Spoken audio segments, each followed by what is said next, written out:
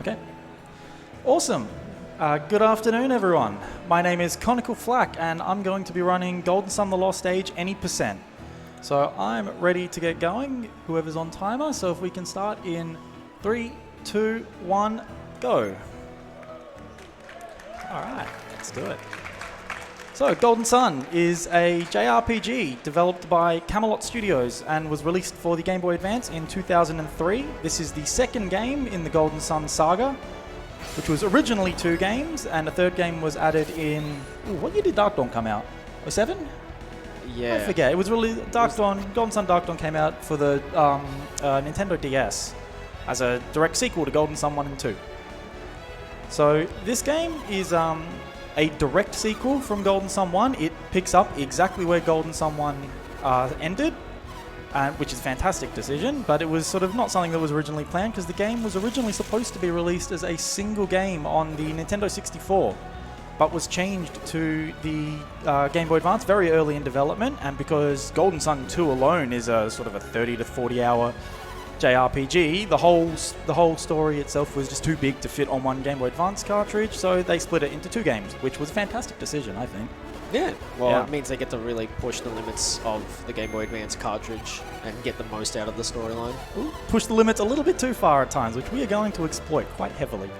So, like I said, this is like a 30 to 40 hour game when played casually. I'm going to beat it in like an hour 20, and that's because this is a very broken game when you know how to break it properly. But it's only really in the last sort of 9 months or so that we've really figured out how to completely destroy this game. At the start of this year, this was a 5-hour speedrun.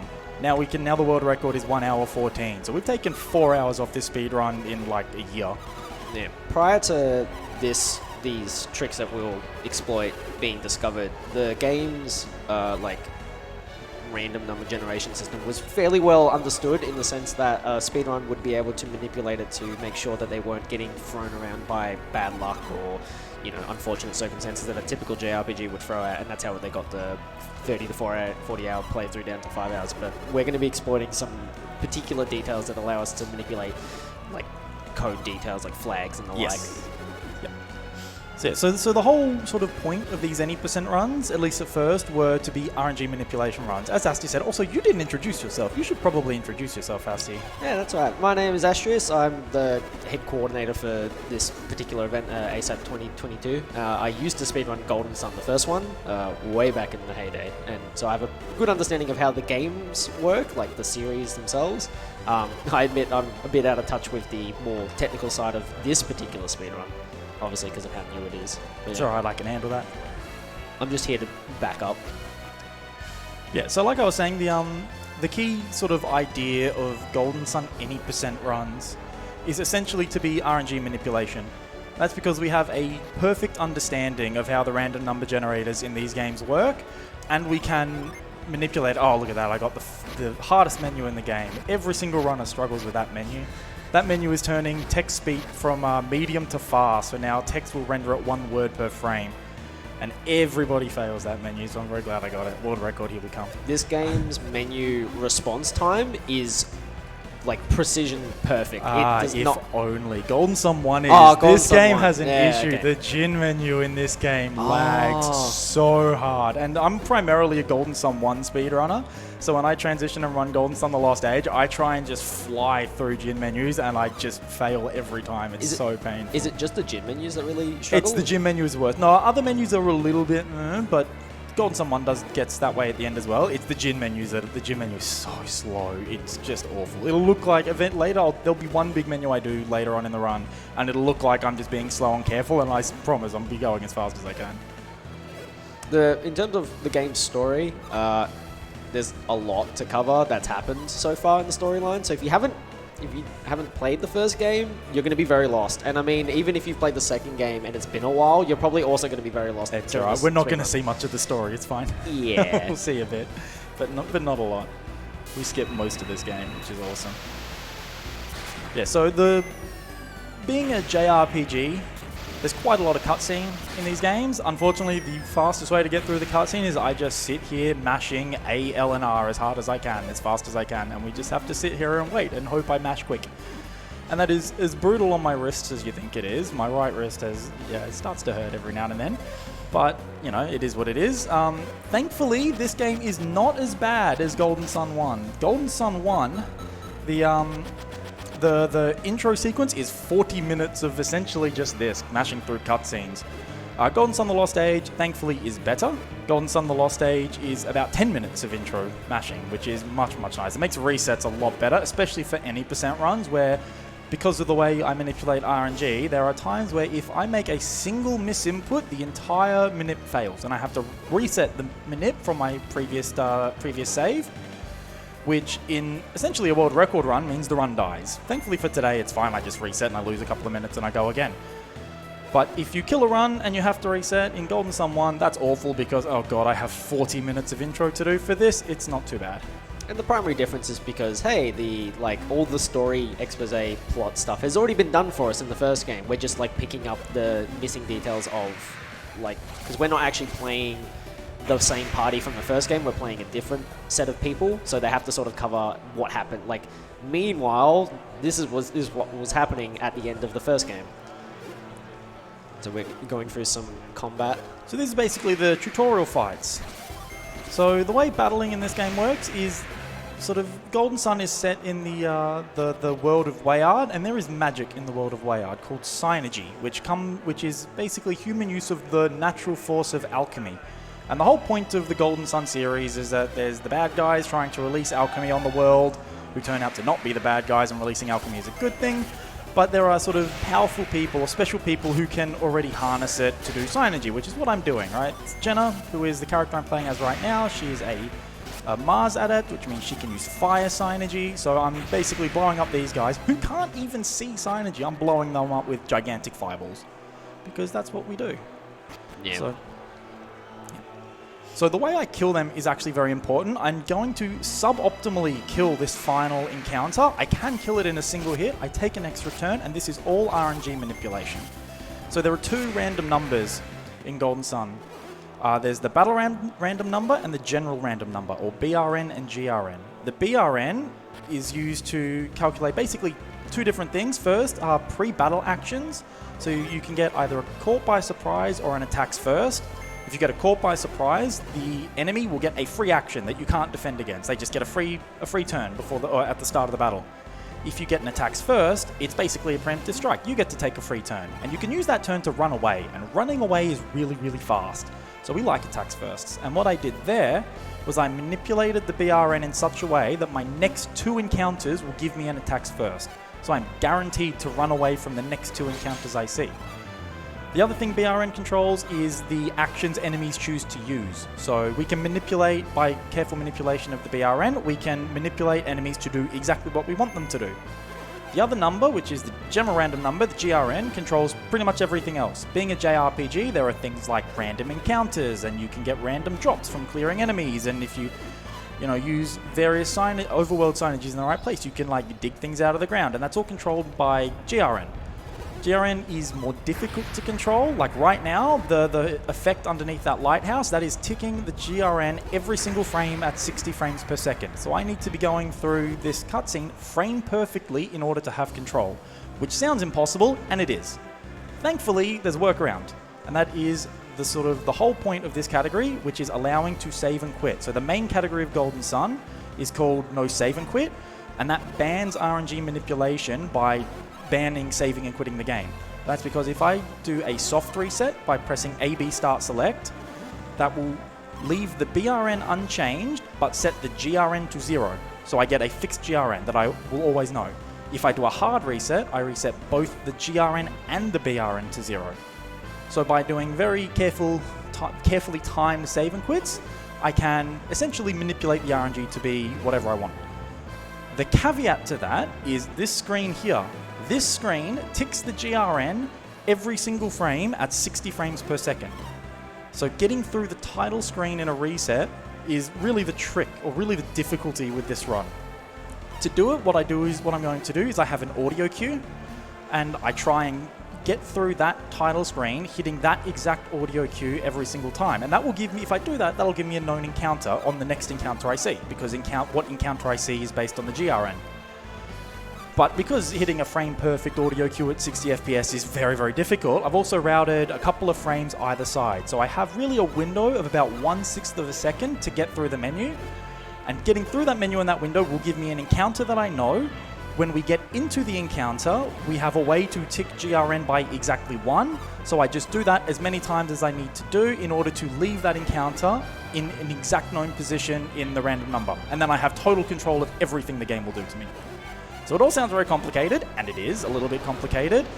And the upside is that it means we can do this game without ever really taking fights or ever clearing anything and at a hilariously low level. The downside is, if you want to run this category, you have to route the whole thing yourself or whatever audio cue you happen to choose. No one else can just pick up my route and do it. So all of that, now we've gotten to the end of the intro, and I'm going to do my first save and quit and do a trick called a Sanctum Warp. This is actually an intended mechanic the game never tells you about, and that if you load a save holding L and start, you will warp to the sanctum of the last town you visited. I haven't visited a town yet, so the sanctum load point is just set to the first town in the game, which skips a cutscene, which is really nice. I think there's a few locations, at least in Golden Sun 1, where if you like save and quit the game and then try to reload, it basically won't let you for unknown reasons, and it forces you to do a sanctum warp. Like, it actually tells you, I'm gonna take you to the previous sanctum. Is that okay? And so then people found out that there's a way to actually do that in the game of your own choice. Yes. So it's an intended mechanic. It's basically to prevent soft locking. Yeah.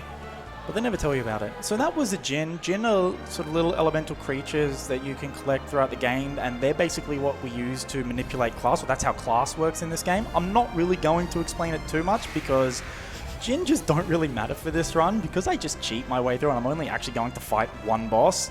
Like, I only collect one more Djinn.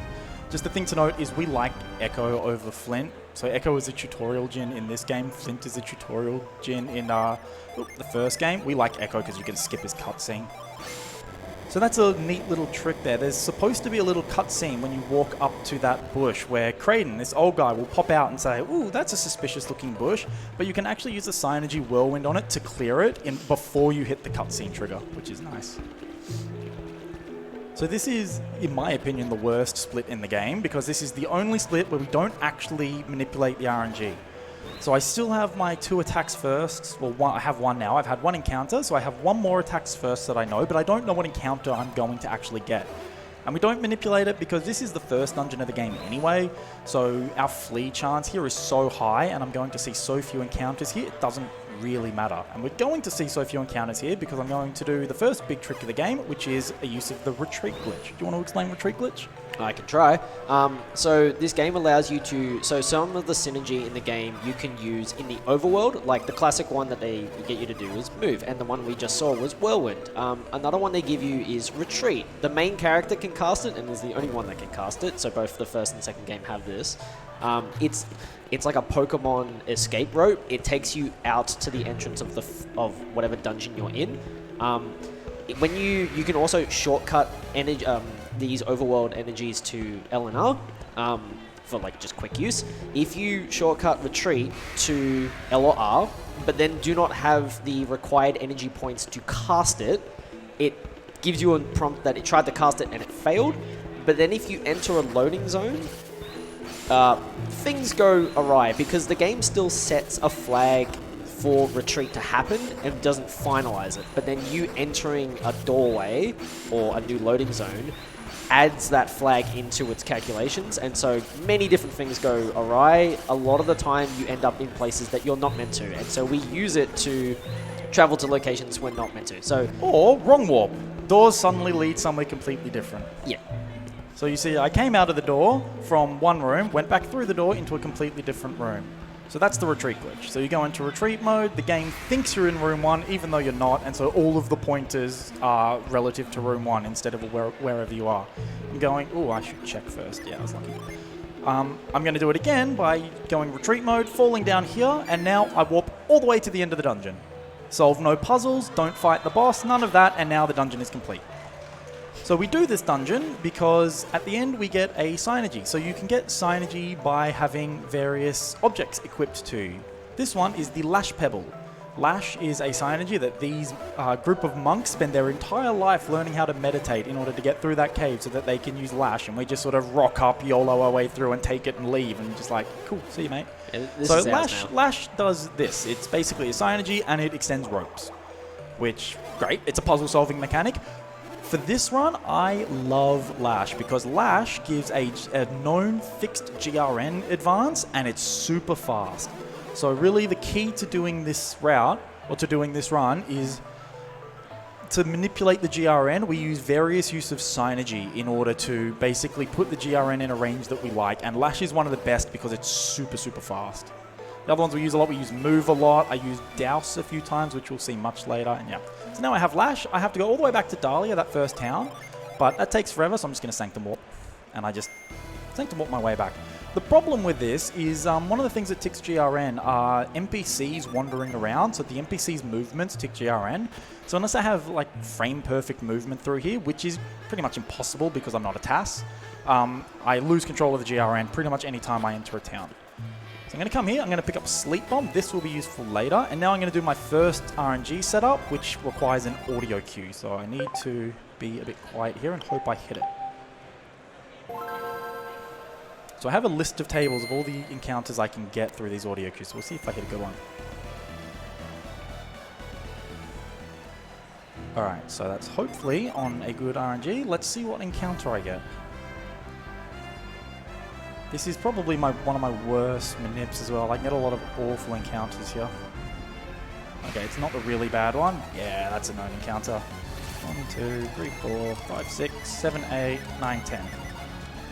And now I have total control of the RNG. So what I did there was I defend and then cancel. So we actually call those attack cancels because the way most people do it is they attack and then cancel the attack.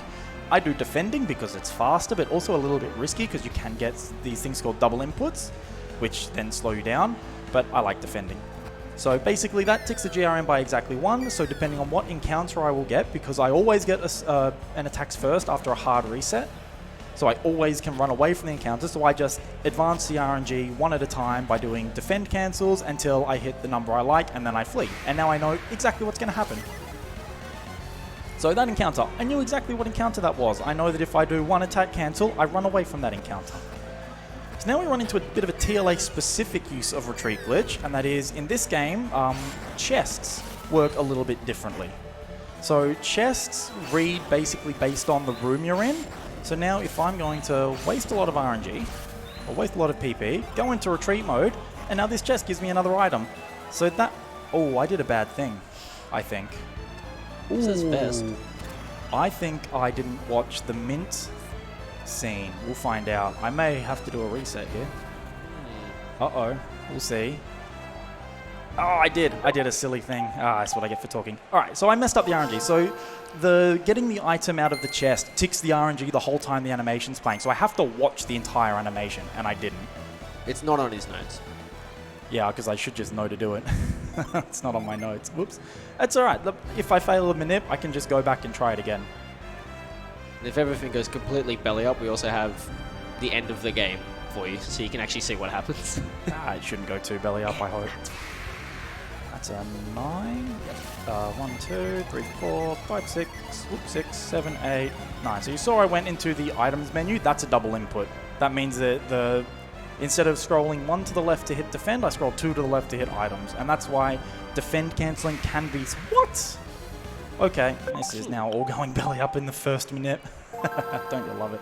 I like how I'm reading through your notes and suddenly, after seeing you do it, I'm like, oh, that's how you've laid it out. Because I routed my own RNG manipulation of the first game, and my notes were just a disgusting mess. But because they were for me in my route, it mattered. So I can see the table in the way he's laid it out. And I go, oh, that's what you're looking at. Yeah, okay. now it makes sense, does it? Yeah, it all clicked into place. Ants in 1, 2, 3, 4, 5, 6, 7, 8, 9. Whoops. Oh yeah, I think I did the wrong one. I think I did one too many last time. Was it meant to be the dot? No, I think I did forest instead of river. We shall see. Of course I failed the first minute. Just kill any chance of a good time outright in the first minute so that it takes the nerves off for the rest of the run. It's just part of the fun. Exactly.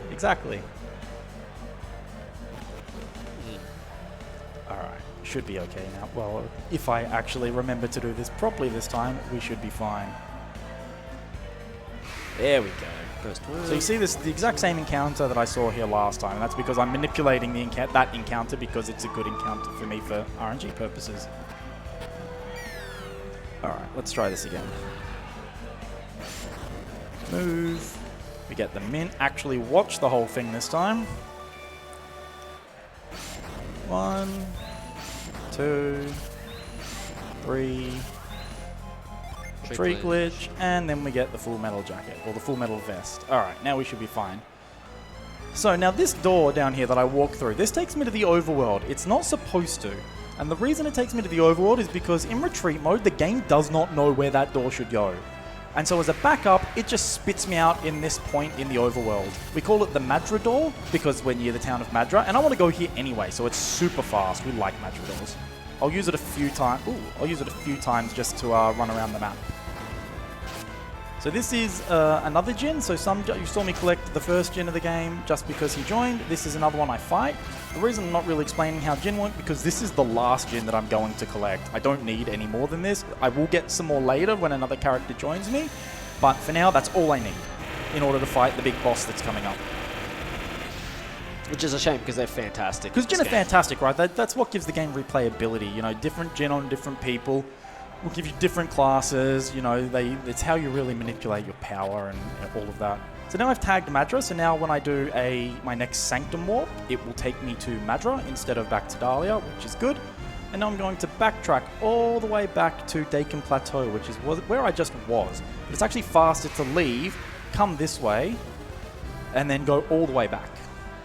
And I get there in a single encounter, which is really nice. I roll a very nice encounter. I think it's a rate 3 for that first encounter rate, which is why I take such a slow way through here. And then I get all the way to the plateau. So I have to come back here in order to pick up another synergy called Pound. Pound is currently being held by a Mars Djinn, Cannon, you're supposed to chase him all the way around here, but we just kind of don't because we've basically come back in the back door. So he's already down here waiting. We're going to donk on his head. He's going to drop the Pound cube, and then he's going to run off, and we're just not going to bother chasing him because we don't need him. So now I have Pound, save, and now we go back to Madra by doing a Sanctum Warp. So with these Sanctum Warps, it doesn't really matter. I don't really care about RNG because I lose control of it the second I enter a town anyway. And there we go. Now we come back to Madra. This is also really nice because normally when you enter Madra for the first time, you get this really long cutscene where they say they were attacked by pirates and it's a bit awful. But Sanctum Warp just skips all that. So this is a secret sort of character that we've come across. So far we have 3 party members. We have all 3 of them are adepts, who are people who can use Synergy. We have a Venus adept, a Mars adept, and a Jupiter adept. There is one other kind of adept, a Mercury adept. And look, there's one hanging out in jail. I wonder who our 4th party member is going to be. Like all good JRPGs or animes, the characters of importance are very clearly coloured differently from the rest. And they all have portraits with their text as well. So. Yeah. So this is Piers. We will get him later. For now, we have to watch this cutscene so we can get access to the next area. So really the next thing I'm going to do is I'm going to go and pick up another Synergy called Scoop. We get Scoop by defeating the King Scorpion boss in Yampi Desert. We have to do all of that, which will take a couple of minutes from here. It's quite a ways to go get it. And we have to do all of that because this run has a single required use of Scoop. If we could get around that, we would save another like 20 minutes. And suddenly we'd be able to do this in under an hour. But it's really hard. We don't think there's a way to skip it. Unless something huge is found, there's not even a theoretical way to skip it at this stage, which is a bit of a shame, but one day. So this is just some cutscene mashing. We're almost there. We have to, as I said, we have to watch this in order to get across a bridge. If you don't do it, the guards will stop you. But now this is like the mayor's wife, and the mayor's away, so she's like, "Oh yeah, you want to go across the bridge? Off you go. Have fun." So now I have control again. I'm going to go and I'm going to pick up a second sleep bomb. The 2 sleep bombs I picked up will be very useful very soon. We need them to fight the upcoming boss. I like how both of them are inside an inn. I don't know. It's super convenient though. There is another way to do the next fight with only 1 sleep bomb, and it's only like 2 seconds slower because it's so far. It's actually a little bit out of the way. All right, so now I'm going to do another hard reset. I very specifically saved into a different save slot there, and that'll become useful later. I need the Dakin Plateau save for later.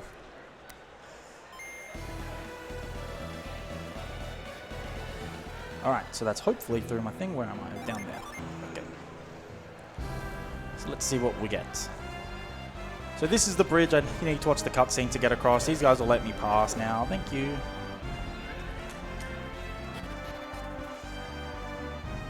So I don't get an encounter here. So now in this, once I leave this back into the overworld, then I'm looking to see exactly what encounter I get and also where I get it. So how far you walk before you get an encounter is also controlled by the GRN. So it's not just about the actual thing I fight, it's about where I fight it. So it's not the bad encounter, which is good. Is this going to be Momonga? No. Control Kobold. 1, 2, 3, 4, 5, 6, 7. There we go. Now I have control. I hope. If it's, you can get encounters outside of my list. So if I missed my audio cue by enough, I get an encounter that just makes no sense. And I don't know it's an encounter that makes no sense until I get another encounter and go, oh, sad. Okay, I got through the first room, which probably means I'm on track. There are no encounters in this room, so I never take one here. And you need a pretty good encounter rate to get through that first room, so we'll find out very quickly. Yeah, we're all good. Nice, I have control.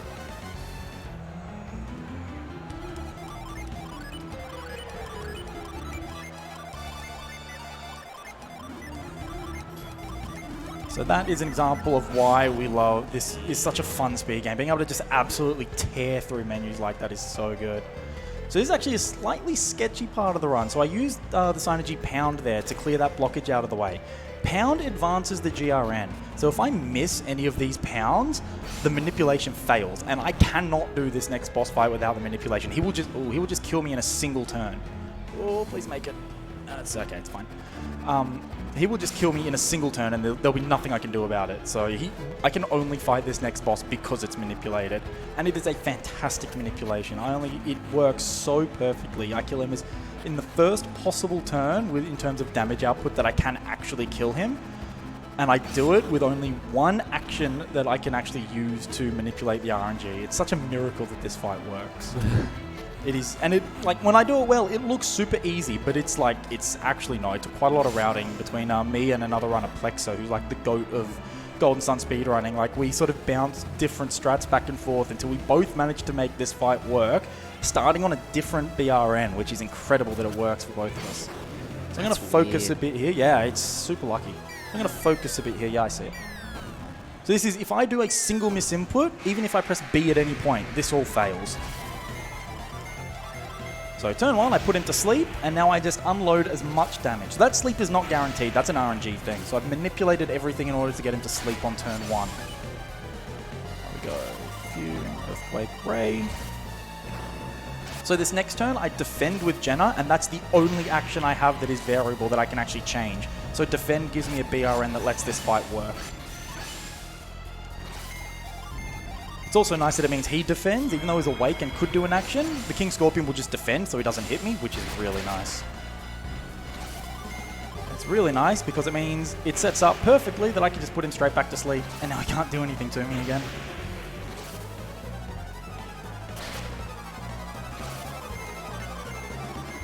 So now I'm out of sleep bombs. He's going to wake up on this turn, and as of next turn, he can start doing damage to me. So if I've done everything right, he should do exactly the damage I want to see. Oh, that was very close. Had I accidentally confirmed that attack, this fight would no longer work. That's how sketchy these boss fight manips are. Yeah, perfect. Right, we should be good now. So he will now die on the next turn. Yep, there we go. And that's, so now he will die, and that will be the King Scorpion fight. Which, as I said, that looks like, oh yeah, you just do the right actions. That is a lot harder than it looks. So I'm very happy that that went off really, really nicely. And now he's dead. And believe it or not, that is the game. That is, even though this is actually the second boss of the game, that is the final boss of the run. I will not fight another boss. That's it. We don't fight the final boss. We don't fight anything else. All the specific and we can just leave Yampi Desert through another Madrigal. So I just warp straight back to the overworld, straight back to this Madrigal, and now I can go and run all the way to the next town of Kabombo, which is where we will pick up Piers. And do lots of fun things. So the next trick I'm going to do is a use of retreat glitch that no save and quit runners wish they could do. So because retreat glitch makes the game think you're in the first room, if you save while in retreat mode, when you load back in, you will load back into the first room. Because your coordinates may just be any random coordinates, we end up out of bounds. And out of bounds is awesome. Why do I have so much PP? Interesting. And out of bounds is awesome. Because there's so much junk data that sits out of bounds just because of bleed through from the memory, that being out of bounds basically breaks everything. Did I do that right? Yeah. Okay. So now I'm going to save. I'm going to do a hard reset. So we can kind of manipulate out of bounds data a little bit, particularly through encounters, but also through other map data, which is what I'm going to do here. So I'm going to load into the slot 3 save, which is all the way back in Dakin Plateau. And this manipulates my out of bounds data, so now I can do manip and get to a door. Well, that might have been a bit early. We'll see. So now I'm out of bounds, because I've loaded into out of bounds. I'm going to do an RNG manipulation. And now if I just run all the way up, so I'm running up, and I'm going to see hopefully a little poison proc. There it is. And now I hit a door that takes me straight to the end of the dungeon. So now that's a huge sequence break. That saves a boss fight. It saves a lot of cutscenes. That saves a lot. And that is, where am I? 1, 2, 3, 4, 5, 6, 7, 8, 9. So that should be right. So that gets me all the way to here. So now the next part of the game is Kabombo Mountains. Kabombo Mountains is good and also kind of sketchy. So I've said that I can do things like that, using Synergy just in the air to manipulate the GRN. There's one Synergy in particular move that is great when you use it in the air because it gives you a known RNG output, but when you actually use it on an object, it is variable depending on your sub-pixel position, which means you get a variable GRN increase. There are 2 required uses of move to get through this dungeon. Each one can give you 3 different GRN advances, and encounters here, you actually have a negative chance to flee encounters on the first try because I'm so hilariously underleveled.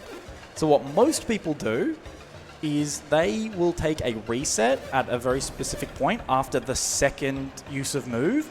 I'm going to try and do something called the extended manip, where I have a whole bunch of different routes. I've basically routed 9 different routes. 4 of them I have in my notes because they're the common ones. And I'm going to try and go the whole way through here without doing a reset. I think I'm the only person that does this at the moment. Although Plexa might have done this in a couple of runs. But so finding valid routes through isn't too bad. Finding fast routes through is really difficult. So I really want to see a gorilla here. Would be the best one. Of course I get the slow encounter. Classic. This is a very slow encounter. I have to do a lot of attack cancels here. 1, 2, 3, 4, 5, 6, 7, 8, 9, 10, 11, 12, 13, 14, 15, 16, 16, 17, 18, 19. Please run away. Excellent. So this is also sketchy because the last 2 bits are also a bit... yeah. These next minutes are a bit silly. So that's one use of move. So I have control of the RNG now. So I've gotten through the first one successfully. It's the second one that can really throw you out. I'll try it once. If it doesn't work, I just go back to my last reset with the Dakin Plateau out of bounds, and I can do... There's a backup. I have the safety save backup in here, so it's fine. It just loses a bit of time. So there's now no encounters in this part, so it's fine. If any of these guards see me as well, I fail. So this is the second use of move. So I'm going to do a setup to try and get in a good spot. Use move, and I have to block this dog in. I'm not going to try but you can drop this on his face and it's fine. I'm not going to do it. There you go. Block the doggo in, and now we hope this works. The nice thing about this encounter, though, is that I actually have an attacks first now, which is really useful. What have I got? Pixies or Pixie Dirge? It's the second one. I don't want the Pixie Dirge. Pixie Dirge is awful. It doesn't look good. Pixie, that's fine. 1, 2, 3. Okay, I should be okay. If I do 4, Gorilla 4, 4. Yep, I should be able to get through here now. This is one of the seeds that works, so my next encounter will be a Gorilla, hopefully. You'll do 4 and then 4? I'll do 4 ACs, try and run. I'll fail. I think he hits Felix. And then I'll do 4 ACs and get away. 1, 2, 3, 4. Run. He'll hit Felix. 1, 2, 3, 4. And then this is really awful. I can actually get to the exit here with just the lash, but then I cop an almighty terrible encounter rate in the overworld and I can't make it to Kabombo, which is awful. So there we go. So I should now be through Kabombo Mountains. So I have spent that section of Kabombo Mountains. I have spent more time routing that than the rest of this run combined. Again, when you get these manips first time, they look super easy. That is really, really difficult to make that work. So I'm really happy that that worked. Oops. So now I'm going to do another Sanctum Warp. Yeah, we don't want the backup. Yep. So I'm going to do another Sanctum Warp. This saves like 2 seconds to running around the outside. You're supposed to use Lash and run all the way around the outside. That saves like 2 seconds, but because my left input got a little bit eaten and I missed left the first time, I probably lost time doing that. And that's because the NPC you spawned in front of is the character that would normally be inside the Sanctum. So he's the Sanctum in this case. Yep, exactly. So now we're going to get Piers as our next character. So we come here, we need Piers because Piers has a boat. And the boat is super useful because it means we can actually get to the end of the game. We can't actually reach the end of the game without access to the boat. So we have to go get Piers. Unfortunately, we can't just like give ourselves the item. That black orb is how you power the boat. We can't just sort of cheat and give ourselves the black orb because it's actually a cutscene trigger that determines whether or not you can get the boat, not holding the object, which means we actually have to do all of this because we can write the black orb into your party. We can do that. We have a way to do that, but it doesn't actually do anything. So we actually have to watch all of these cutscenes and go through all of this stuff. It's really annoying. So you'll notice I've also taken quite a lot of damage on everyone, and that's deliberate. And that's because there is a required use of the retreat glitch in the middle of Kabombo Statue, which is the next dungeon. But I don't want to just spam Synergy in order to drain PP in order to do it because that will manipulate the RNG. So the way to do it is to just heal everyone because Cure uses Synergy. I need to count for a second. 1, 19, 17, 15, 13, 11, 9, 7, 5, 3. All right.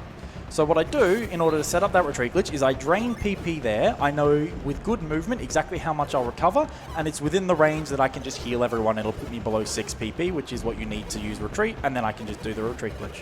So that's why I've taken deliberate damage on everyone and then drained all my PP there.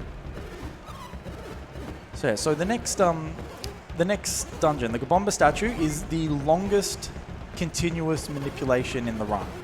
It's, again, I'm generally hilariously underleveled, but thankfully Piers comes at the level that he's supposed to be at, so he gives me a nice boot to my flee chance, because flee chance is based on your average party level compared to the average party level of the enemy. So I can actually run away from some encounters, not all of them. Some will give me a negative chance to flee. Every time you flee fail, you get a flat plus 20% increase to your flee chance, which is why I can eventually get away. So the idea here is to try and manipulate as many good encounters as I can and as many good encounter rates as I can the whole way through the dungeon. If at any point I make a single mistake, it all fails, and movement is quite specific. Thankfully there's backups if it all goes horribly, horribly wrong, but hopefully I can get through here. This is actually, it takes quite a lot of focus to be able to do this fast, so I'm gonna shut up. So this is the one required use of Scoop, by the way. If we could get to this ladder without Scoop, perfect. But we haven't found a way to do it yet. Yet. So, yet. We don't even have any ideas of how we would do it. Would be nicer. Yeah. Alright, hopefully that's good. We shall see. Alright, where am I? On the right? Yep.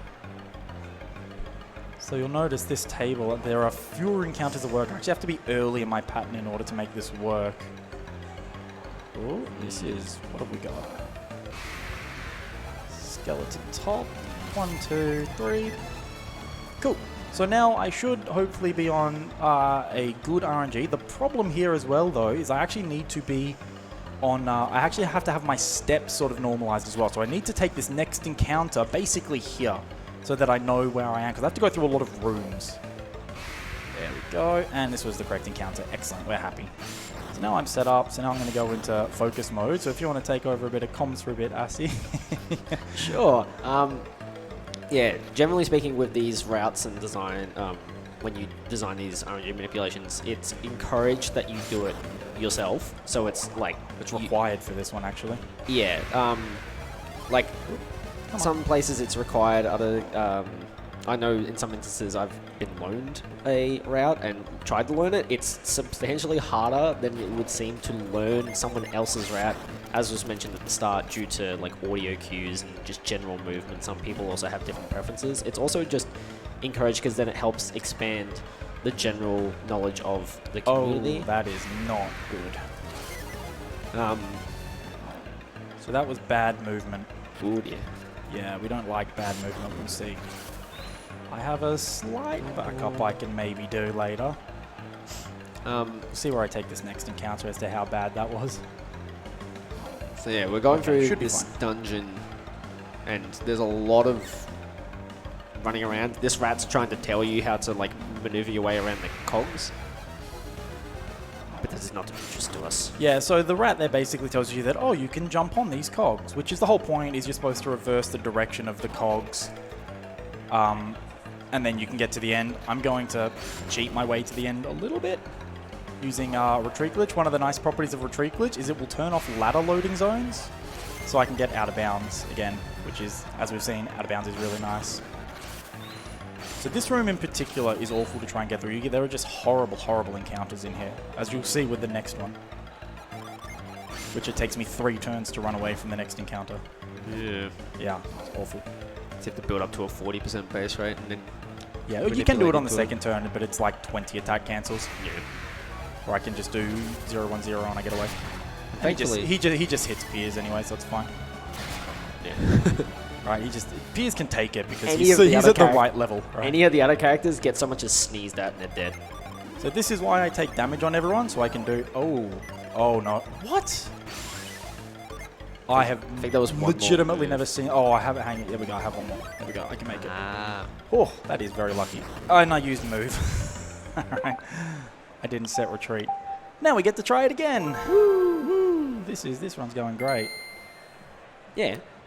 It's going fantastic. It's just, it keeps going. The manipulation. Yeah, this keeps manip going. is huge. So I mean, that's early enough in the manip that it's fine. There are points where I can't even reset to save it, but then I just go into backup mode. All right. From here, that's enough of a time loss that I'm just gonna power through. That's not even on the list, is it? No. Interesting.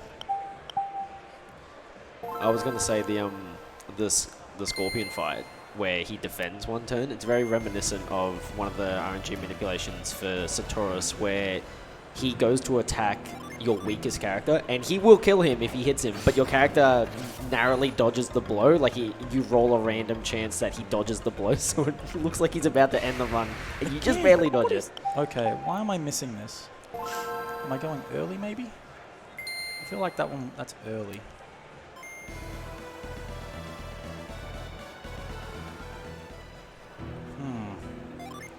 Having a hard time hitting this audio cue. I failed it quite a few times this run.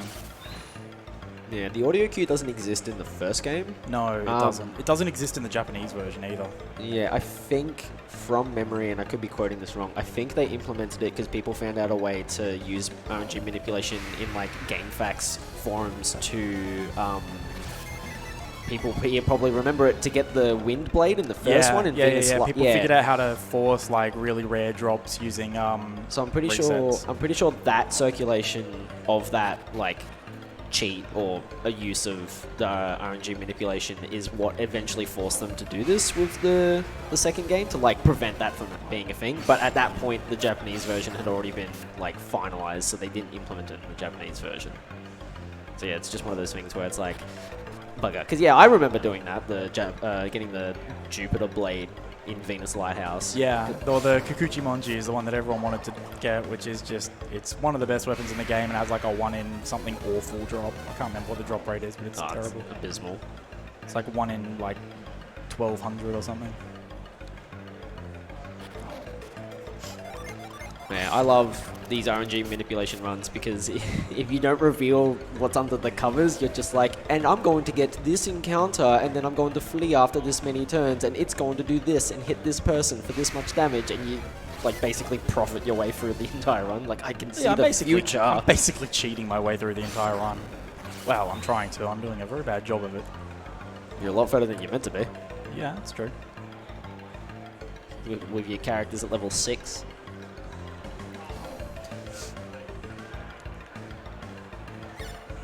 Yep, go nuts.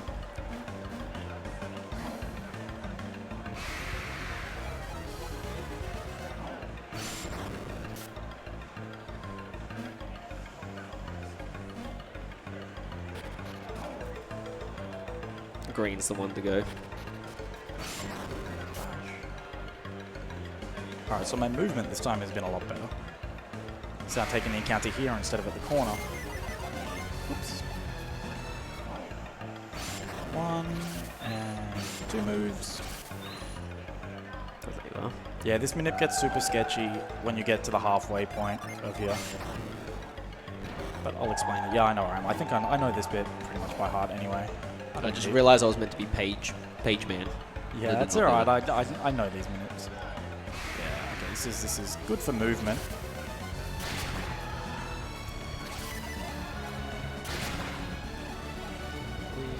Now I'm going to remember to actually hotkey retreat this time.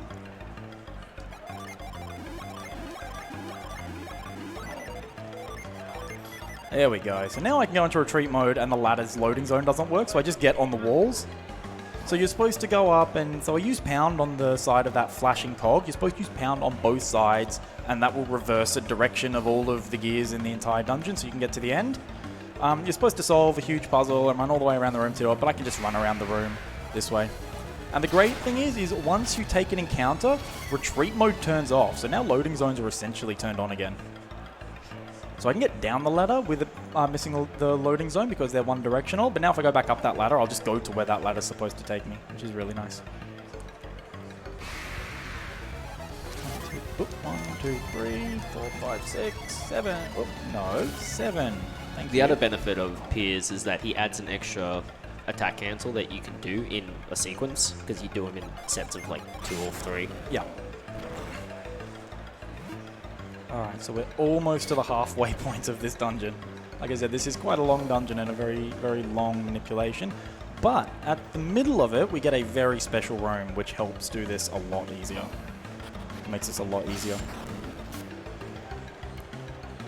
Okay, I don't need to do the backup. 1, 2. I have a little backup here if my movement's been poor, but I don't need to do it. I should hopefully make it. Alright, so I should only take one more encounter, which will be right before I leave this room.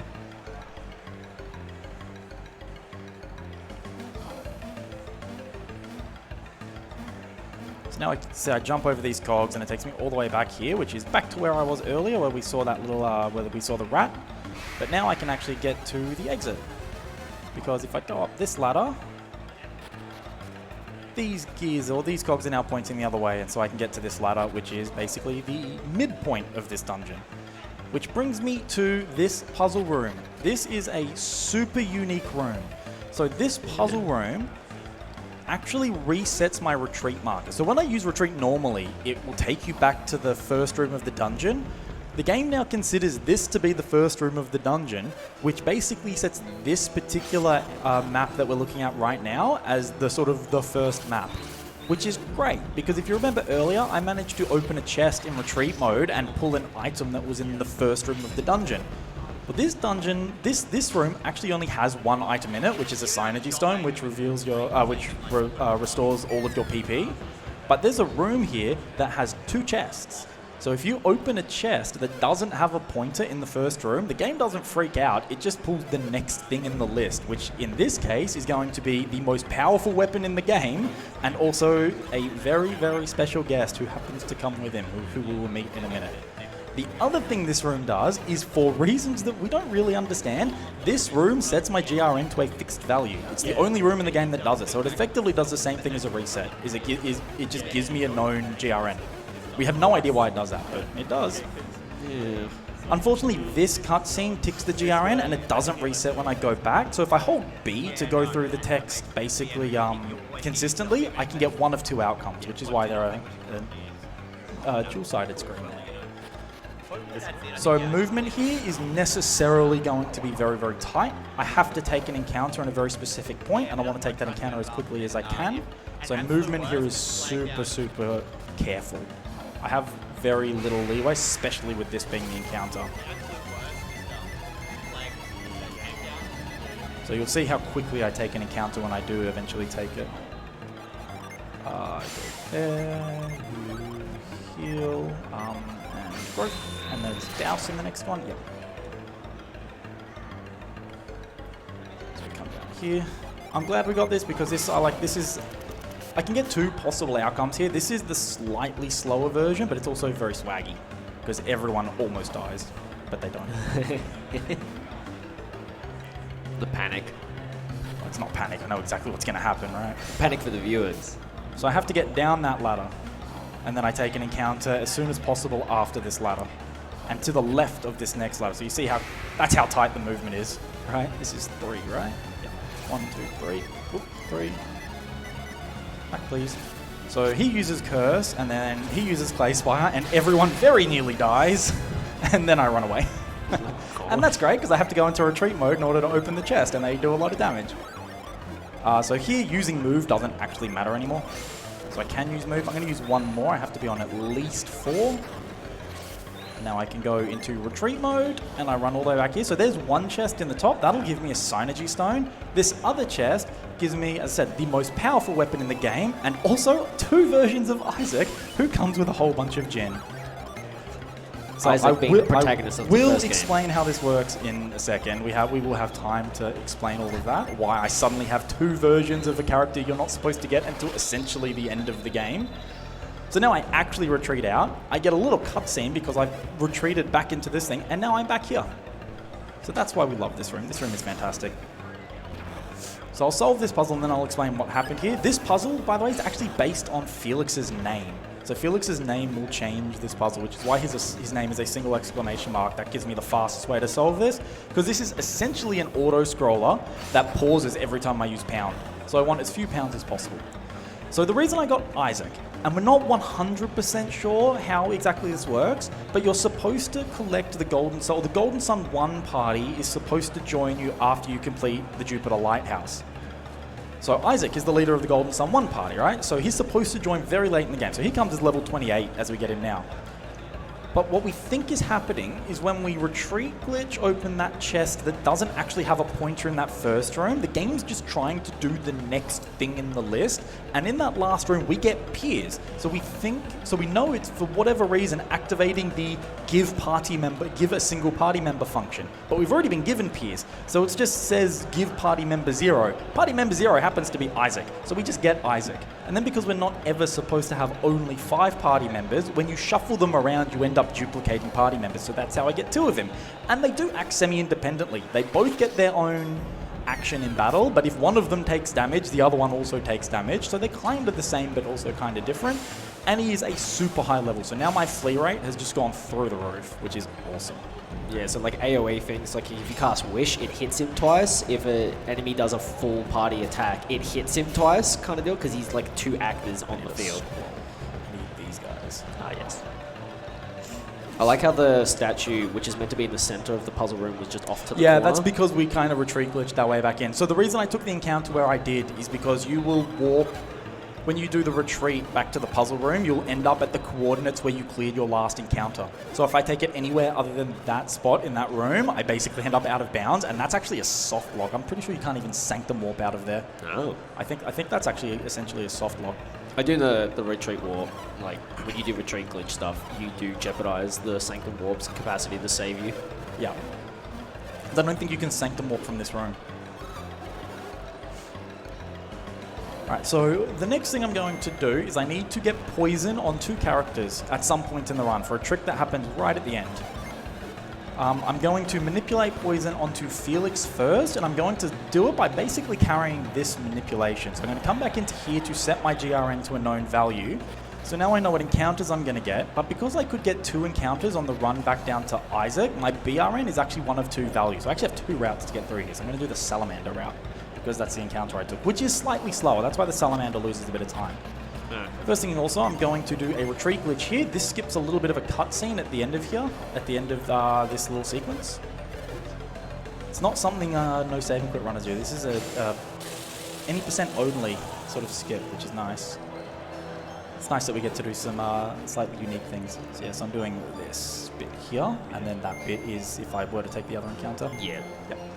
I was like, And that's the last part of carrying this minute is all the way through here, and then I'll be back at Madra, and then Manips don't really matter so much, although I'm going to try some sketchy manips in Ayers Rock, just because I like doing sketchy things. Live life on the edge. Yeah, I mean, it doesn't matter anymore. This round's been bad enough that there's no way I can get anywhere near PB, but it's, yeah, I recently routed it, so I want to do it. No marathon PB? Oh. No marathon. It was possible. If I got all these first try, it was possible, but it's not going to happen. Alright, so we're just mashing through a little bit of cutscene here. This cutscene is almost over, so this is where we get the black orb that we need for the ship. Unfortunately, as I said, it's not the item itself, it's a quest flag that gets set when you have it. So that's a bit annoying, but that's alright. So now we're going to see the consequence of the retreat glitch is instead of getting a cutscene in Akafubu's house, I just end up here. I mean, this is great because it saves a cutscene. It's not so great that I have to run through Kabombo, which, as I said, NPCs moving ticks the GRN. So that's essentially, I think you have something like 10 frames of leeway to get through there to end up on the same GRN. It's not actually that hard. It's basically run down, press right a tiny bit, press left a tiny bit. Yeah, I remember the movement in Gonsan 1 towns not being quite so vicious as well for some of them, because you just hold a specific direction and it works. So there you go. So I have a single Isaac there, but it's actually two of them. Oh, I got stuck on a wall. That's alright. Movement here is not too bad. I have a little bit of leeway here. And we run it. So you see now I can just run away from all of this stuff really without much effort. Oh, not you. Thank you. Where am I? 0. Yep, 0, then leave and re-enter, right? Yep. That's where I am. That's the one. So I'm going to run basically all the way back through Kabombo Mountains and then back into Kabombo Mountains again. And that's because by setting this as my entry point, it gives me access to a Madra door. Oh, I'm supposed to do a move there, aren't I? Leave and re-enter. Move. Okay, well, let's hope the encounter rate works. If not, we're doing the next backup. I don't think this is going to work. Yeah, I did this wrong. I was supposed to not take a step. It's alright. We'll just do the backup poison. If I can get to the next room without an encounter, which I doubt, then it'll still work. No. Okay, didn't work. Okay, so I failed at this poison manip. That's alright, we have a backup. I actually, very luckily, have to fight one more enemy. And that enemy can give me poison, so I do have backups. Am I going to get away? Yeah, nice. Alright, that's a shame, but that's not the end of the world. 11, 9, 7, 5... Alright, so that sticks me through a Madrador, which is awesome. Oh, it means I don't get to do the avoid stuff because I actually have to take an encounter and I have another manip set up to do. That sucks. Oh well. So we have a fairly long cutscene coming up, so if we have donations, this is a good time. Yep, so we have a $25 anonymous donation, so whoever that was from, thank you. And just a reminder that the Spyro 2 bid war is still going, and Black is in second place behind Yellow on $100, so Black is on $46.70, Green on $14, and then Purple dead last on a flat 0. If you want to change the outcome of that at all, then definitely get in before that run comes up.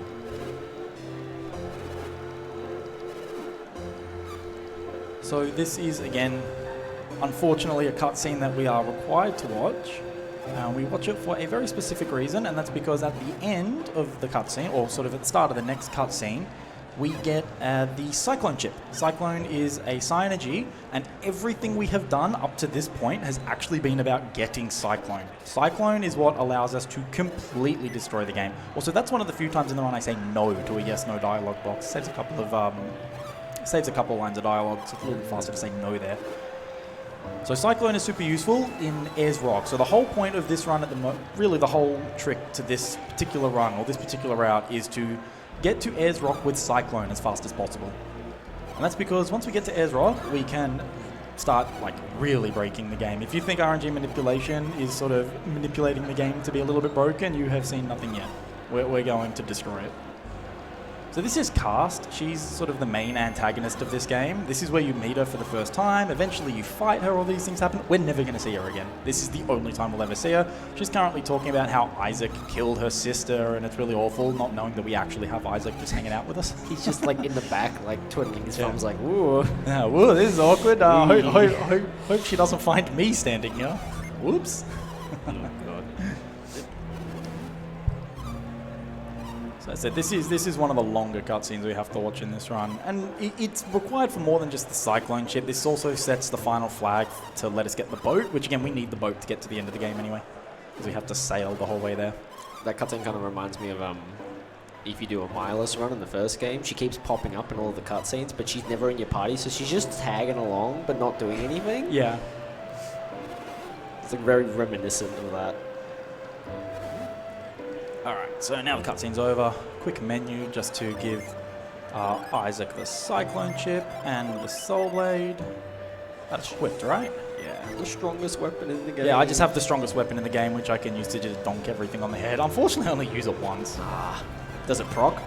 It doesn't proc, no. That would be awful. Why would I want it to proc? Magneto is so slow. Swag! It loses like 12 seconds or something. It's so slow. Alright, so this is an RNG manip setup, so I need to...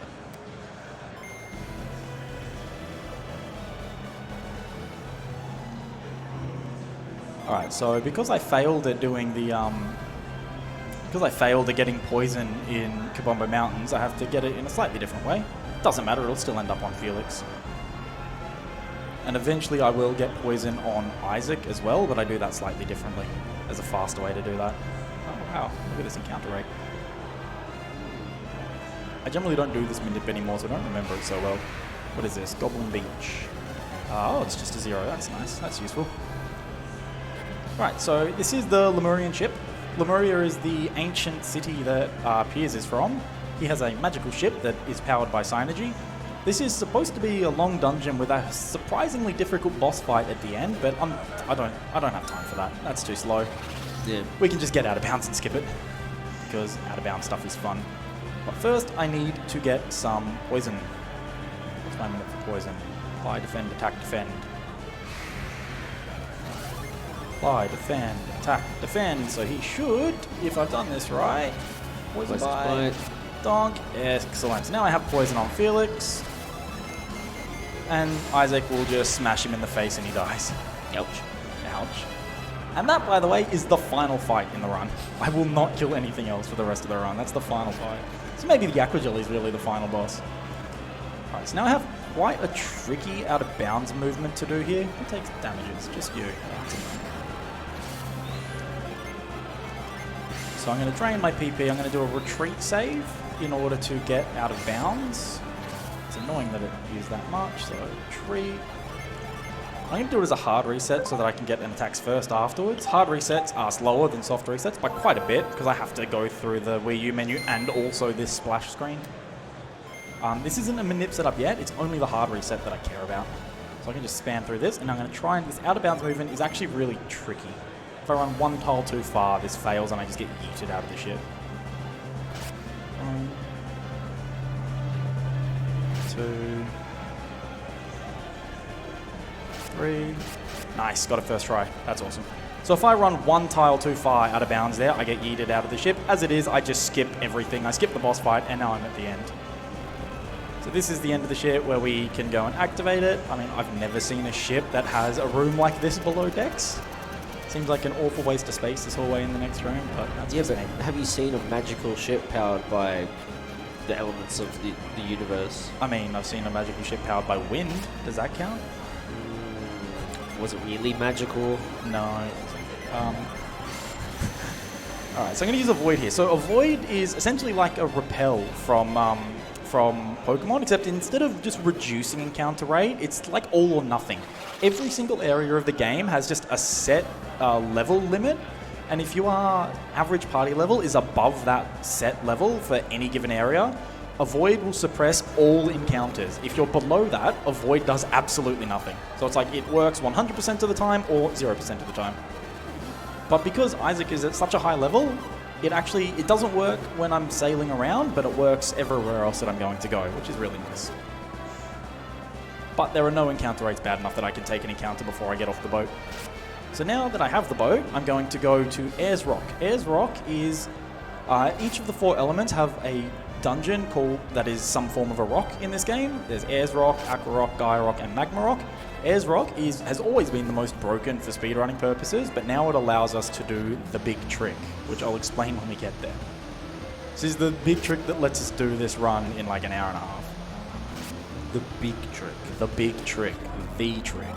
Pretty sure that's meant to be like a one-way that traps you in this section of the map, story-wise. You're supposed to be able to come this way. We can get back the other way as well, though. Eventually. Like, Yeah. in the story, you're sort of like, oh, okay, I'm here now. Oh yeah, we're supposed to, well, actually, you can actually do this after Piers. You don't need reveal to get Piers. So you can actually do this with him, but the game intends for you to come essentially here once you've defeated the King Scorpion.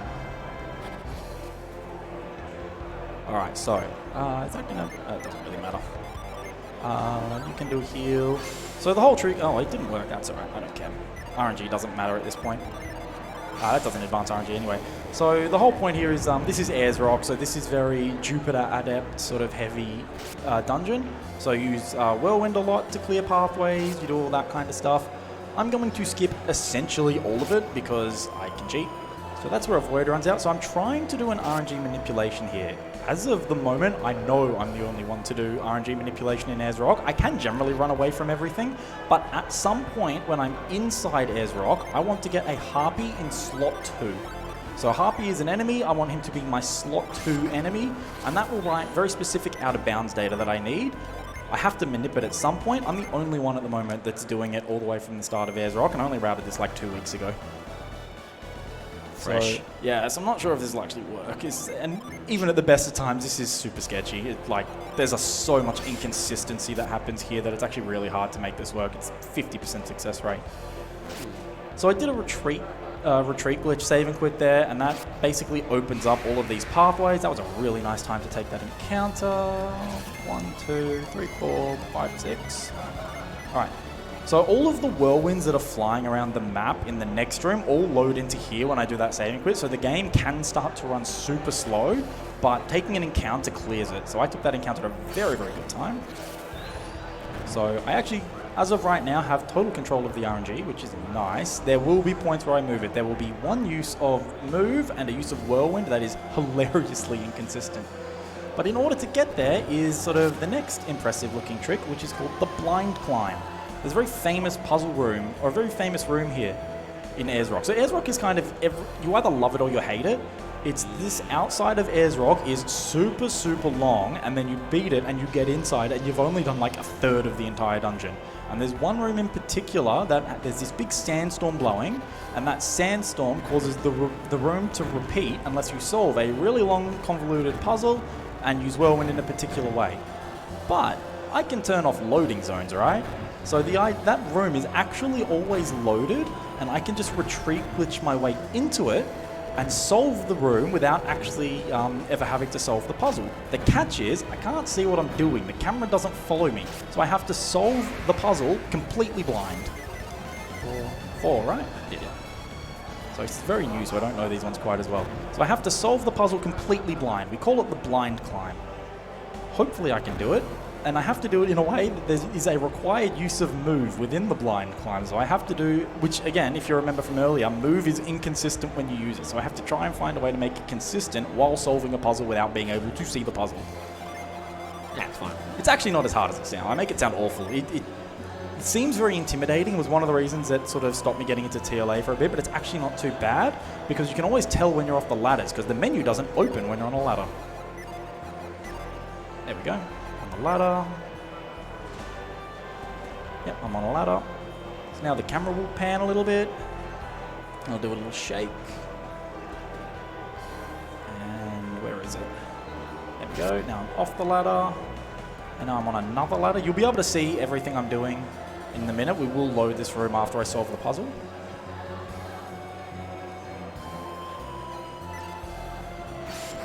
Alright, cool, I hit it, so I've moved the block out of the way, and now I need to take an encounter to end blind climb. So part of my manip is setting up taking this encounter really fast. Hopefully it's right again. And I'll know if I got the move usage right. I did. Ooh, we have a chance at making this Harpy Minute work. And there we go. So what I did was I ran all the way up the room to the left, all the way down the ladder to the right, and I moved that pillar out of the way, all without being able to see it. So that's the blind climb, and it's this whirlwind that is inconsistent. I don't exactly know why you can get such different inconsistencies here, but you can just stand in the same spot over and over and over for long periods of time, and you will get a different GRN outcome. I think it's based on the state of the sandstorm, but I'm not entirely sure. So this only has like a 50% success rate for it to actually give me a Harpy in slot 2, but there is a backup. I can just default to my old Harpy Minute, which I have somewhere. It's in there somewhere.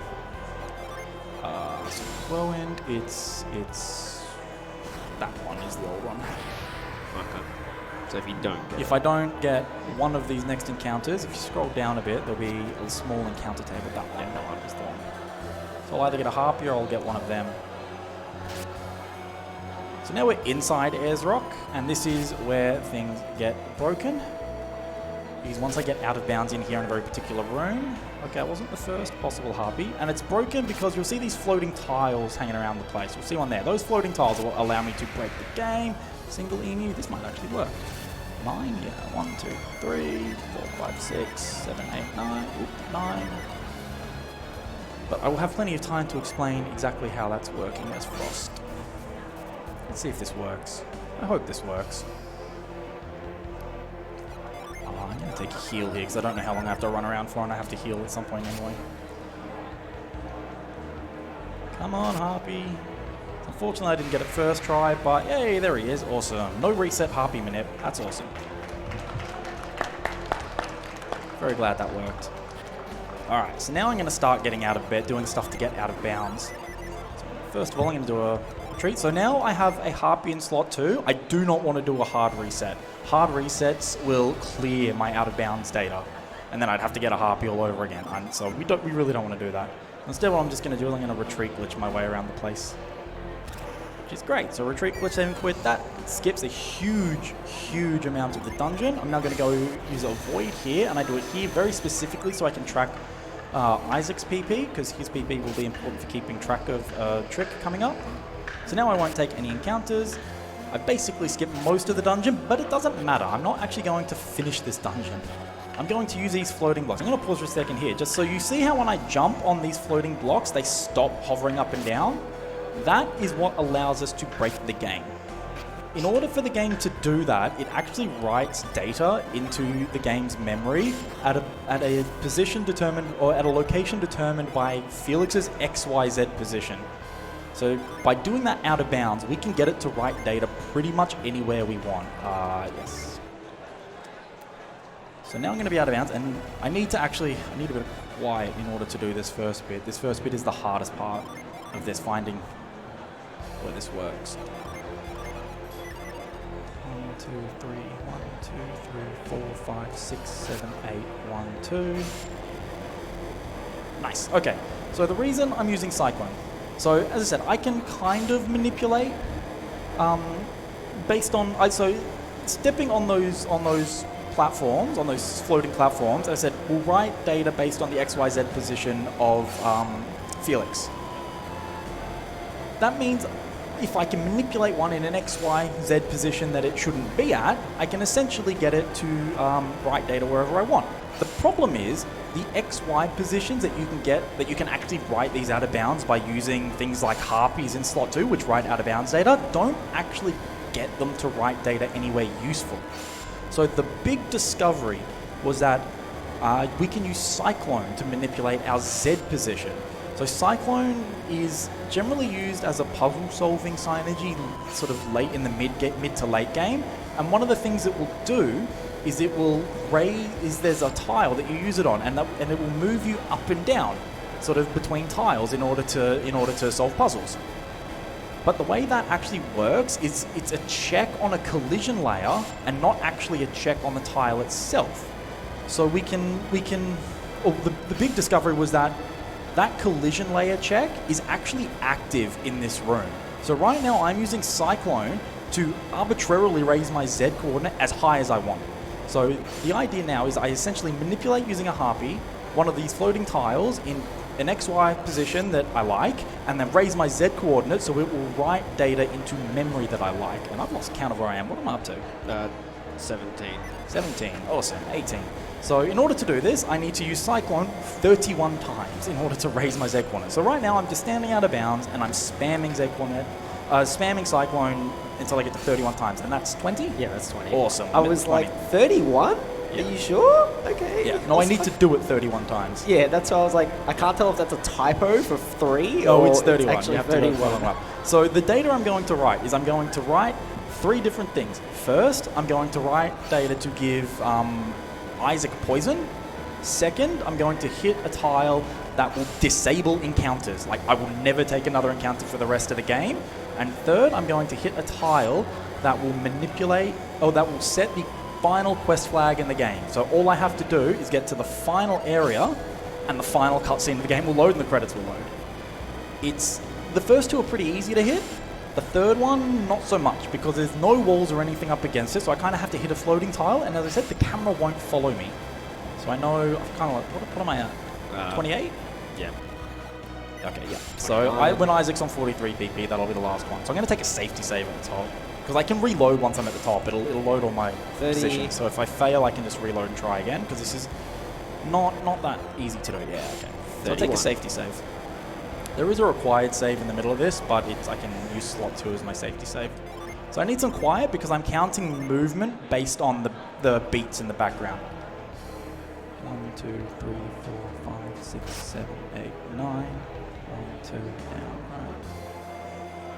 Okay, so now I'm looking for the screen to wrap, and that will tell me I'm in the right spot. Yep. 1, 2, 3, 4, 5, 6, 7, 8, 9, 10. Go further than I think I need to.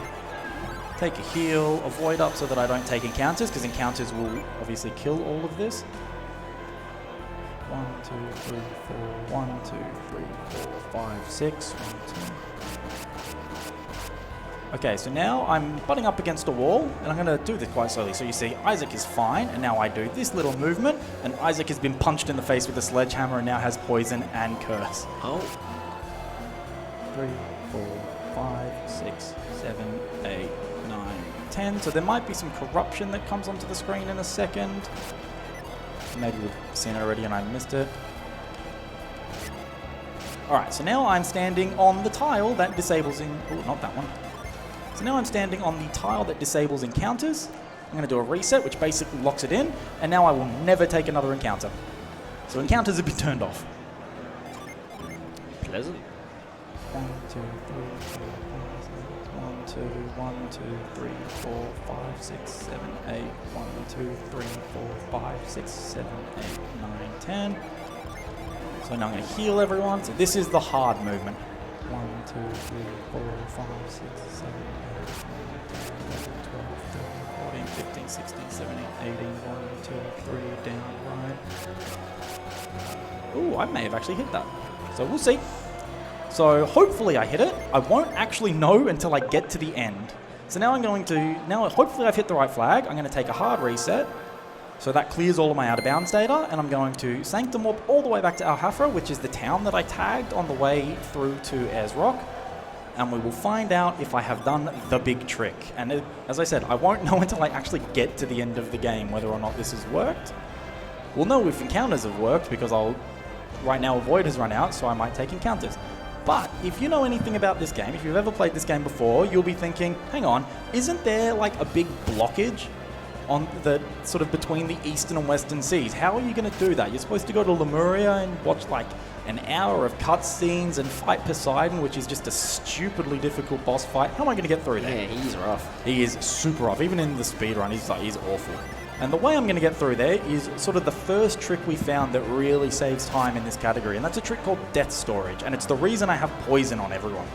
So it turns out, if you die from poison on the exact same frame that you hit an Event 0 trigger, the game doesn't know which one to process, and so it doesn't process either. They just kind of get stored in a queue until something else comes along to sort of resolve the queue. So the question then is, what is an Event 0 trigger? Well, an Event 0 trigger is essentially the entrance to an area. So what that means is if I die from poison on the exact same frame I try and leave an area, I don't leave the area, I just get out of bounds. And I think we can appreciate getting out of bounds is really good. 1, 2, 3, 4, 5, 6, 7, 8, 9, 10, 11, 12, 13, 14, 15, 16. So that's a very specific setup in order to die on the exact same frame I try and leave. So now Isaac is dead, I'm out of bounds, and I come to here, and boom, I'm through the other side of that blockage without ever going to an area.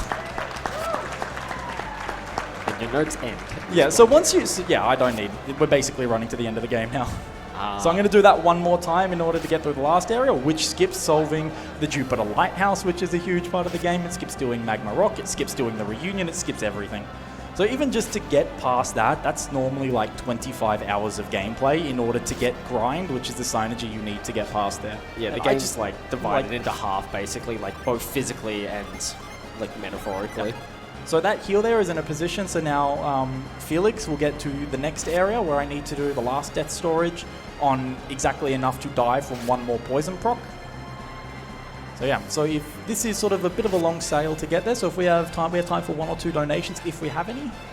Yeah, perfect. We have $20 from Duplicate Helix, who says, no comments, sorry, but we did get from them $20 towards Green Spyro. So that is catching up. It is now in 3rd place. Go Green and Spyro. Yellow still in the lead on $100. So whether or not this trick works, and I hope it worked, as I said, we don't know. So clearly the encounters work because I have not taken an encounter yet. So clearly I've turned off encounters. So part 1 worked. We'll know if part 2 worked when I enter Prox. There's like a little hallway on the way into Prox. And at the end of the game, everyone will be standing there waiting with like the happy music will play and it'll be great. If I walk in there and no one's there, I'm going to be a little bit sad because then it won't have worked. Thankfully, I have a save state with a backup where I've already done it, so we can show you what it looks like if it works. But yeah, hopefully, I think. I mean, it seemed right. So the pattern of sort of poison tick or damage ticks that you take seemed right. So we'll see if I got it. So this is the last area where I can do a death storage. So up, down, and now I'm out of bounds. So now Felix has given his life for the cause. Felix is, well, actually not yet, not until I leave, but Felix is now going to die. I can just run all the way around the outside and get through. You'll see the glacier. You need to like basically solve one of the last dungeons in the game to get a magma ball, which gives you a cannon in order to bust down a glacier, which is on the top left there. You're supposed to bust it down with a cannon, but I can just go around it and boom, we're outside. So let's hope this worked. Run into Prox. Please be there waiting. I really want you to be there. Hey, we did it. So now I hit the loading zone, and now the final cutscene of the game plays. You'll notice there's a huge blizzard still going because we didn't actually save the world. Right? You're supposed to light the lighthouses to stop the world from destroying itself, otherwise this village will be destroyed and eventually the whole world. We didn't do that. But we get the happy music and we've saved our parents and everyone's like, yay us, we saved the world. But we didn't. We just wrote some arbitrary data into the memory out of bounds and then it ended. We saved our parents, that's all We that saved really our matters. parents. Yeah. That's why we went on this quest in the first place. This is the final cutscene. So I do say no here, which is why we watch the final cutscene. There's 3 yes, no dialogue boxes. I say yes to the first 2, no to the third one, yes to the 4th one. That's that. And yeah, so quick couple of shout outs. First of all, to everyone who helped break this game. There's too many people to mention at the moment. It's been such a huge team effort figuring out how to do this. It's been great. So to everyone in the Golden Sun community, you guys are awesome. To, in particular, my fiance Riz, who has to put up with me shouting every time I fail manips and throw away very good runs. She's an absolute saint. She's here watching. My whole family's here watching today. So thank you for you guys. And of course, shout out to ASM and PAX. And that is time. Yeah, so shout outs to PAX and ASM for having me here. It's been fantastic. This is the first time this category has ever been run at a marathon, so I'm really, really excited that we did it. And did we get underestimate? We did. Yeah, we did. Nice. That's awesome. So yeah, so that is how you beat a 35 to 40 hour JRPG in 1 hour and 23 minutes. Easy. Easy. Easy. Cool. Thank you very much.